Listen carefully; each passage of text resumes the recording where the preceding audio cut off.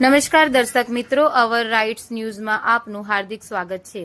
આવતીકાલે થનાર દશા માતાની મૂર્તિઓના વિસર્જન સંદર્ભે તરસાલી શાક માર્કેટ પાસે કૃત્રિમ તળાવની જોઈન્ટ વિઝિટ માટે municipal commissioner Shri, police commissioner Shri અને સ્થાયી સમિતિના ચેરમેન ડોક્ટર શીતલ મિસ્ત્રી તેમજ મેયર શ્રી પિંકીબેન સોની તથા અન્ય પદાધિકારીઓ ઉપસ્થિત રહ્યા હતા।